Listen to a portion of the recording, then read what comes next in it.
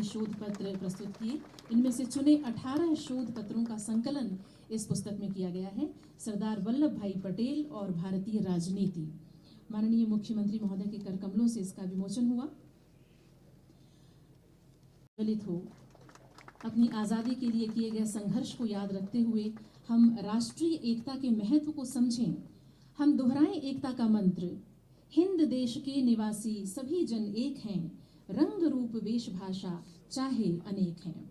अनेकता में एकता ही हमारे देश की विशेषता रही है। इस विशेषता को, इस एकता को हम बनाए रखें, यही प्रार्थना इस दीप ज्योति से और नमन करते हैं लौह पुरुष सरदार वल्लभ भाई पटेल को, जिन्होंने संपूर्ण भारत को एक सूत्र में बांधा।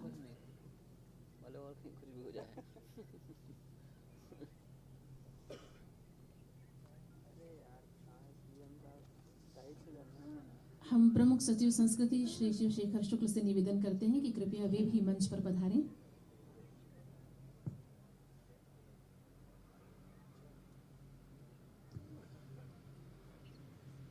हम अपर मुख्य सचिव सामान्य प्रशासन विभाग श्री विनोद कुमार जी से निवेदन करते हैं कि वे माननीय मुख्यमंत्री श्री शिवराज सिंह चौहान जी का पुष्पदल भेंट कर स्वागत करें।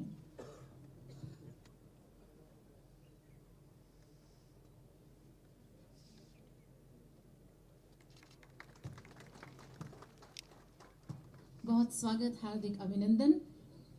हम आपको बताना चाहेंगे कि राष्ट्रीय एकता दिवस के अवसर पर धर्मपाल शोधपीठ और स्वराज संस्थान संचालनालय द्वारा आज़ादी का अमृत महोत्सव के अंतर्गत सरदार वल्लभ भाई पटेल और भारतीय राजनीति नामक एक पुस्तक का प्रकाशन किया गया है।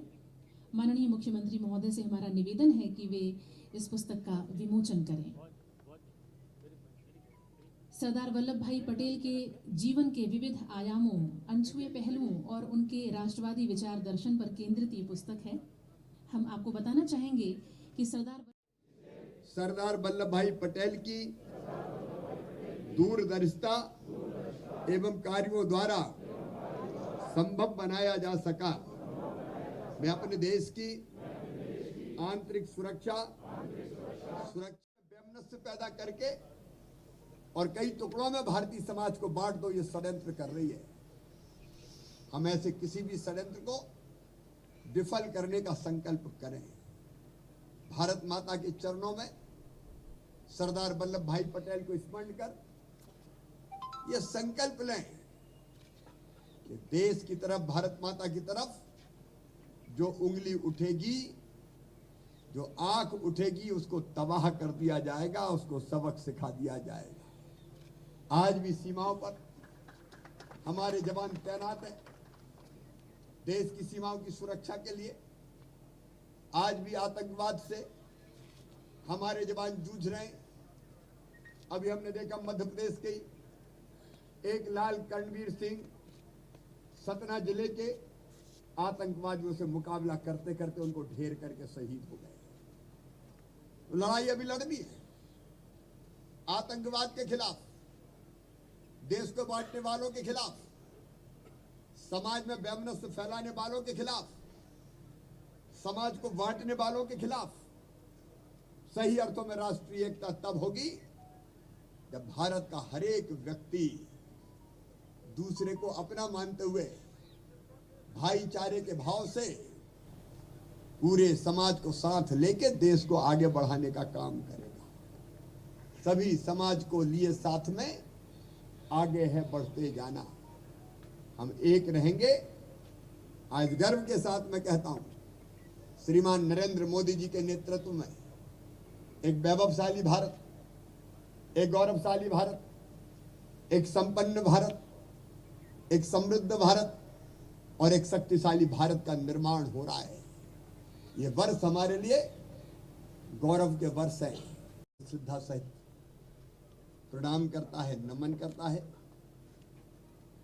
हम सब जानते हैं कि आजाद करने के पहले भारत को अंग्रेजों ने जो कुचक्र रचा था, भारत को बांट दो। जब सरकार चलाई, जब यहां राज किया अंग्रेजों ने, तब भी डिवाइड एंड रूल की पॉलिसी पर चलते रहे। लोगों को लड़ाने में उनका विश्वास रहा और भारत एक और अखंड न रह पाए। उनको ये लगता था कि जैसे ही हम इस देश को आजाद करेंगे, राजे रजवाड़े आपस में लड़ेंगे और देश कई टुकड़ों में बंट जाएगा। लेकिन धन्य है सरदार पटेल, 500 से ज्यादा देशी रियासतों का विलय भारत में जिस शांति के साथ हो गया, सद्भाव के साथ हो गया, वो दुनिया में अपने आप में एक अनोखी घटना है। मुझे लगता है कि चाणक्य जी ने जो जो कहा, देश को मजबूत करने के लिए, बनाए रखने के लिए, वो सरदार पटेल न केवल ग्रहण करेंगे बल्कि सत्यनिष्ठा के साथ उस पर अमल भी करेंगे, उस पर चलेंगे भी। मैं शपथ प्रारंभ कर रहा हूं, आप उसको अपने स्थान पर खड़े रहकर दोहराएंगे, आत्मसात करेंगे। वल्लभ पटेल पे तो बोलती है। एक मिनट आपको लग रहा है कि चारों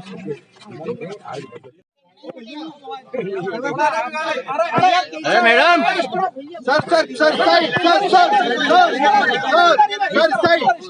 पीछे हो जाना। अरे मैडम नहीं सुनते आप। निकलो तो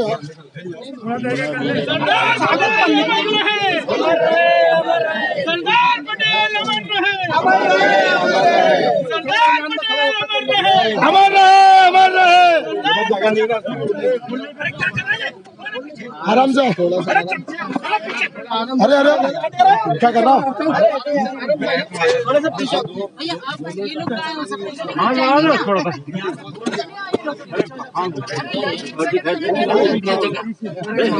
अबे हाथ में लगा खेलना। मुकाबला था, पर साथ में हमारा पुलिस से, धनबल से, पैसों से, दबाव से, प्रशासन से जिस प्रकार उन्होंने सब उल्लंघन किया, सब नियमों का उल्लंघन किया, फिर भी मुझे मतदाताओं पर विश्वास है कि मध्य प्रदेश की तस्वीर सबके सामने है। हर वर्ग परेशान है, हमारा किसान, छोटा व्यापारी, हमारा किसान, और मुझे विश्वास है कि सच्चाई का साथ देंगे। आरोप लगा रहे हैं बीजेपी वाले कि अब केंद्र में सरकार, उनकी सेंट्रल फोर्सेस, राज्य में तो पुलिस बीजेपी का बिल्ला अपने जेब में लिए हुए घूम रही थी। मतदाताओं का बढ़ चढ़ के भाग लिया। एक लोकसभा और तीनों विधानसभा में भारतीय जनता पार्टी को विजय मिलने वाली है। मतदान के रुझान से और लोगों से बातचीत में, कार्यकर्ताओं से बातचीत में स्पष्ट संकेत आ रहे हैं।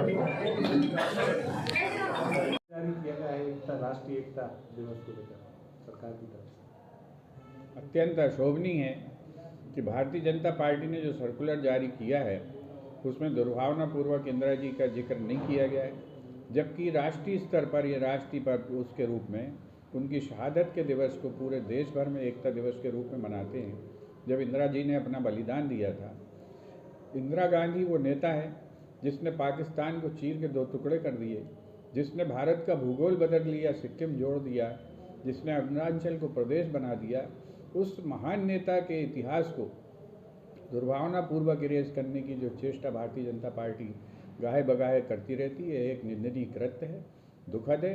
इसकी हम सख्त निंदा करते हैं और अपेक्षा करते हैं कि मध्य प्रदेश सरकार तत्काल इस सर्कुलर को सुधार कर उसमें जो है हमारी अमर नेता दुर्गा और इंदिरा जी का जिक्र करेगी, जिन्हें स्वयं भारतीय जनता पार्टी के नेता और भारत के प्रधानमंत्री अटल बिहारी वाजपेयी ने दुर्गा के रूप में स्वीकार किया था।